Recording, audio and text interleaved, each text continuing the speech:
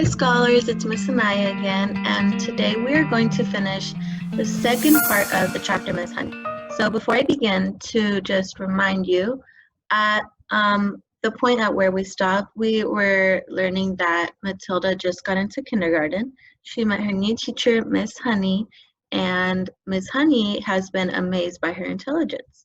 So the last line we read is right here. "Don't worry, Lavender, you'll soon catch up," Miss Honey said, lying through her teeth. So remember that I have the link posted on the website. You can follow along with me on your own book, your own website, or you can just follow along with me here on the video. Okay, so let's finish off this half. Before or as we read today, think about what other characters besides her parents think of Matilda. Your buzzwords, you have three. It's understatement, limerick, and dainty. All right, let's begin. At this point, Miss Honey could not resist the temptation of exploring still further the mind of this astonishing child. She knew that she ought to be paying some attention to the rest of the class. She was altogether too excited to let the matter rest. So your first question for today, you could either write this down, so be prepared with your pen or paper, or it will be on the Google form, which you can just type in and fill out and submit to us. So your first question, why does Miss Honey want to continue to explore Matilda's mind? Why does Miss Honey want to continue to explore Matilda's mind? It's right here in this paragraph. That she could not resist the temptation of exploring still further the mind of this astonishing child. Remember, just try your best on the answers, okay?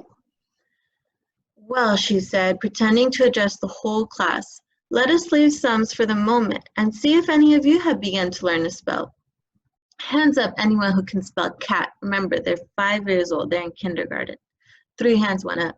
They belonged to Lavender, a small boy called Nigel, and to Matilda. Spell cat, Nigel. Nigel spelled it. Miss Honey now decided to ask a question that normally she would not have dreamed of asking the class on the first day. I wonder, she said, whether any of you 3 who know how to spell cat have learned how to read a whole group of words when they are strung together in a sentence. I have, Nigel said.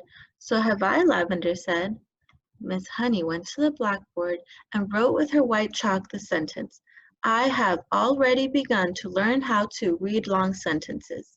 She had purposely made it difficult, and she knew that there were precious few 5-year-olds around who would be able to manage it. Can you tell me what that says, Nigel? She asked. That's too hard, Nigel said. Lavender? The first word is I, Lavender said. For a kindergartner, that's pretty good. Can any of you read the whole sentence? Miss Honey asked, waiting for the yes that she felt certain was going to come from Matilda. Yes, Matilda said. Go ahead, Miss Honey said. Matilda read the sentence Matilda read the sentence without any hesitation at all. That means she just read it smoothly. That really is very good indeed, Miss Honey said, making the understatement of her life. How much can you read, Matilda? So I hope some of you buzzed there. Okay, so your first buzzword is understatement. An understatement is saying something that is less important than it actually is. So for example, if you say, oh, there's some really bad weather out and there's tornadoes and thunderstorms and lightning, and you just say, oh, there's some bad weather, that's kind of an understatement because you're not saying things how they really are, right? They're worse off or more important than they actually are. So Miss Honey said right here, she was making the understatement of her life by telling Matilda that that was very good indeed when she is actually just amazed, right? Amazed at her intelligence of a 5-year-old. How much can you read, Matilda? I think I can read most things, Miss Honey, Matilda said, although I'm afraid I can't always understand the meanings. Miss Honey got to her feet and walked smartly out of the room, but was back in 30 seconds carrying a thick book. She opened it at random and placed it on Matilda's desk. This is a book of humorous poetry, she said. See if you can read one aloud. Smoothly, without a pause, and at a nice speed, Matilda began to read.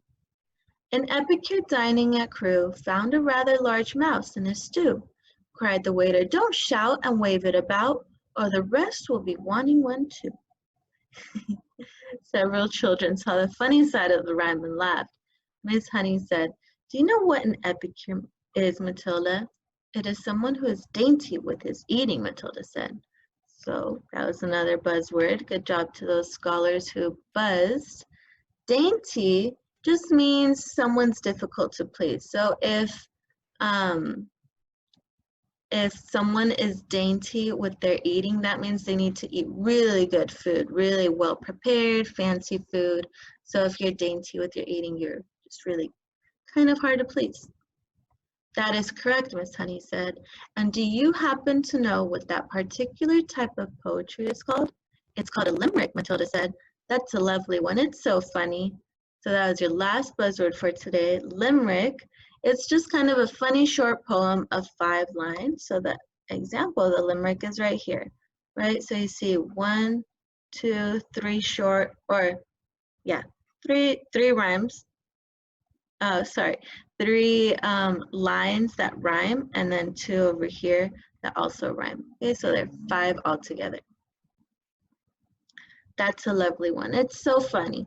It's a famous one, Miss Honey said, picking up a book and returning to her table in front of the class. A witty limerick is very hard to write, she added. They look easy, but they most certainly are not. I know, Matilda said. I've tried quite a few times, but mine are never good. So remember, this girl, Matilda, is 5 years old. She knows poetry in kindergarten. I don't know about you scholars, but the first time I learned poetry and how to write poetry was a lot later in school. So Matilda's saying that she's tried to write one a few times. You have you, Miss Honey said, more startled than ever. Well, Matilda, I would very much like to hear one of those limericks you say you have written. Could you try to remember one for us? Well, Matilda said, hesitating, I've actually been trying to make one about you, Miss Honey, while we've been sitting here. About me, Miss Honey cried. Well, we've certainly got to hear that one, haven't we? I don't think I want to say it, Miss Honey. Please tell it, Miss Honey said. I promise I won't mind. I think you will, Miss Honey, because I have to use your first name to make things rhyme, and that's why I don't want to say it, right? Because Miss Honey's her teacher. How do you know my first name, Miss Honey asked. I heard another teacher calling you by it just before we came in, Matilda said. She called you Jenny. I insist upon hearing this limerick, Miss Honey said, smiling one of her rare smiles. Stand up and recite it. Reluctantly, Matilda stood up and very slowly, very nervously, she recited her limerick. The thing we all ask about Jenny is, surely there cannot be many young girls in the place with so lovely a face. The answer to that is, not any. The whole of Miss Honey's pale and pleasant face blushed a brilliant scarlet. Then once again she smiled. It was a much broader one this time, and a smile of pure pleasure. Your question number 2 is, how does Miss Honey react to Matilda's limerick? Why does she smile with pure pleasure? Right, it says right here, smile of pure pleasure. Why does she smile with pure pleasure? How is this different than a reaction that Matilda's family might have given? Right, so your first question, or your second question, how does Miss Honey react to Matilda's limerick? And how could this be different than how Matilda's family might have reacted? Okay, so you can just pause this video, answer if you want, or just do it at the end. Good job, let's keep going. Why, thank you, Matilda, she said, still smiling. Although it is not true, it is really a very good limerick. Oh dear, I must try to remember that one. From the third row of desks, Lavender said, it's good, I like it. It's true as well, a small boy called Rupert said. Of course it's true, Nigel said. Already the whole class had begun to warm towards Miss Honey, although as yet she had hardly taken any notice of them, except Matilda. Your third question, scholars, how does Matilda feel about Miss Honey? How does the rest of the class feel about Miss Honey? So right here, we know that Matilda has been just answering Miss Honey's questions, right? So we don't know too much how she felt, but she did recite the limerick, the poem right here. So if you want, go ahead and reread the poem, and that would help you answer this question. That is going to tell you how Matilda feels about Miss Honey. And also, how does the rest of the class feel about Miss Honey? Who taught you to read, Matilda? Miss Honey asked. I just sort of taught myself, Miss Honey. And have you read any books all by yourself? Any children's books, I mean? I've read all the ones that are in the public library in the High Street, Miss Honey. And did you like them? I liked some of them very much indeed, Matilda said, but I thought others were fairly dull. Tell me about the one that you liked. I liked The Lion, the Witch, and the Wardrobe, Matilda said. I think Mr. C.S. Lewis is a very good writer, but he has one failing. There are no funny bits in his books. You are right there, Miss Honey said. There aren't many funny bits in Mr. Tolkien either, Matilda said. Do you think that all children's books ought to have funny bits in them, Miss Honey asked. I do, Miss Matilda said. Children are not so serious as grown-ups, and they love to laugh. Miss Honey was astounded by the wisdom of this tiny girl. She said, and what are you going to do now that you've read all the children's books? I am reading other books, Matilda said. I borrow them from the library.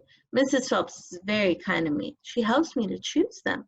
Remember in the beginning of the book when Matilda would walk over to Mrs. Phelps in the library when her mom was at bingo? This is what she's talking about. Miss Honey was leaning far forward over her work table and gazing in wonder at the child. She had completely forgotten now about the rest of the class. What other books? She murmured. I'm very fond of Charles Dickens, Matilda said. He makes me laugh a lot, especially Mr. Pickwick. So some scholars may remember we mentioned in class Charles Dickens is a very popular author. He was born in the 1800s, so that's a long, long time ago, almost 200 years ago. And he writes books for adults. So the fact that, again, Matilda is reading these really thick books for adults really shows how intelligent she is. So she's very fond of Charles Dickens, Matilda said. He makes me laugh a lot, especially Mr. Pickwick.